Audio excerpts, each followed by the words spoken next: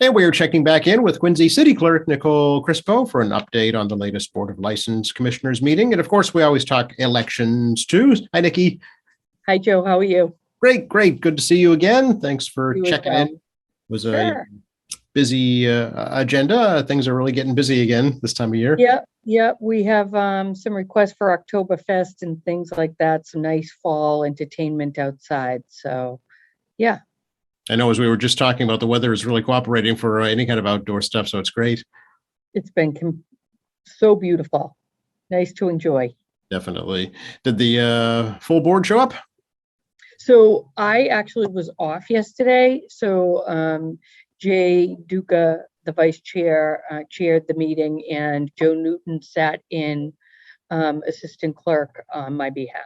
Okay, very good. And still meeting remotely, right, for license board? Still meeting remotely, yes. Yeah, okay. We'll maybe right after the election get back to meeting in person, but for right now, I'll speak with the mayor and see what the consensus across the board. Okay, yeah, I mean, the governor has authorized it through next April, so you have time. Right. Yeah. So how did the meeting go? Good. So number one on the agenda was continued from August 17th, and they've asked us to continue it again.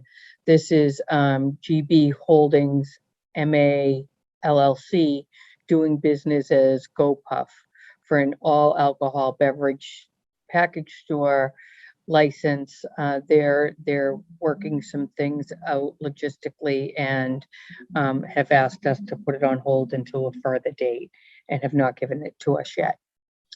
Agenda item number 2 is hearing regarding the request of Off the Hook at 1269 C Street for an extension of premise for their all alcohol beverage restaurant license for an Oktoberfest event Saturday, October 16th. The extension is requested from 10 a.m. to 10 p.m. and there will be outdoor live music until 7 p.m. And John Galligan was there to speak on behalf of Off the Hook. You can certainly go to their webpage, offthehook.org or com, not really sure. But they have quite an agenda set up on that day as far as Oktoberfest, people dressing up and prizes for best costume and things like that. And there will be live music till 7 p.m. and that passed 5-0. Okay, folks, just so they know, it's the old Louis, right? Yes. John's very busy down there and doing a nice job. Next was agenda item number 3, here regarding the request of the Montclair Wollaston Neighborhood Association for a special use permit 1-day beer and wine license for the Pumpkin Spice Festival at Bishop Field on Saturday, October 30th from 11 a.m. to 5 p.m. And Kevin Coughlin and Walter Hubley were there to talk about the event, and they're going to have live music and kids games, family day there, and that passed 5-0 as well. Okay. Next was agenda item number 4, hearing regarding the request of Unidyne Corporation for common victualler license for the premise located at 1600 Crown Colony Drive, food service provider for the office building.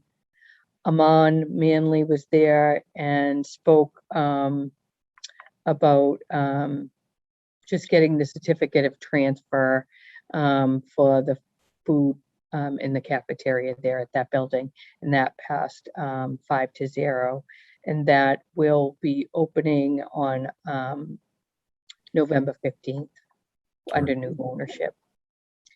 And agenda item number 5 was hearing regarding the request of Colwyn Management Inc. doing business as Staybridge Suites and Holiday Inn Express in Quincy on 1 Richard Stratton Way for a change of manager for their inholder license. Proposed manager is Elizabeth Boutwell, and attorney John Iada was there to speak on behalf of the Staybridge Suites and Holiday Inn Express on 1 Richard Stratton Way. That passed 5-0 with no questions. Okay, pretty routine stuff, it seems like. Yeah, yep. And that ended the agenda for October 12th. Very good. And the next meeting is, do you know when? The 19th, Oh, okay. So is it every week now? every other week. Oh, excuse me, 26th. 26th. Okay. Let's Yeah, not sorry. rush things along. Very good. And now on to now take off your Board of License Commissioners hat, put on your city clerk hat, because today, October 13th, is the last day to register to vote for the November 2nd election. Yes? Yes, it is. So we'll be here till 8 p.m. this evening. Anybody who wishes to come down and register to vote in person may do so on the second floor. The building will be open until 8 p.m. Okay. And do they need to bring anything with them, Nikki? No, they're signing into the pains and penalties of perjury. They do ask for the S number on your license, so it would be smart to bring that. Okay, very good. And then we have to talk about early voting and mail-in voting. Yes, early voting begins on October 25th and will go till October 29th. So it's Monday through Friday here at City Hall, on the second floor at the city clerk's office and elections. We will be here from 8:30 to 4:30. Okay, very good. And then absentee voting, you can come in anytime, starting now. We got the ballots. We're preparing the ones that have requested by mail for absentee and early, and they should be out as early as this afternoon. Absentee voting is up until November 1st at noontime. Okay. And can you still request a mail-in ballot? You can, yep, early or absentee, it's same as mail-in. Oh, I see. Okay, it's this, obviously it's the same ballot, just a different way of doing it. Yeah. Yep, Do you still have the drop box outside City Hall? we do. Yep, Okay. the drop box is open and we're checking it daily once the onslaught of ballots goes out. Okay. Dare I ask, do you have a turnout prediction, Nikki? We do. Okay. Looking at, past elections, 2 years ago, I believe it was somewhere around 15%. So the mayor was on the ballot for that election. So therefore, I think, I'm hoping for 13 to 15% turnout. We did have 8.11 in the preliminary with just the school committee on, but having the counselor at large and the city councilors on, we expect to tick up. Sure. I meant to ask you, with that 8.1 at the preliminary, was that a record low, do you know, or one of the lowest, do you think? I would say it was one of the lowest, but, just because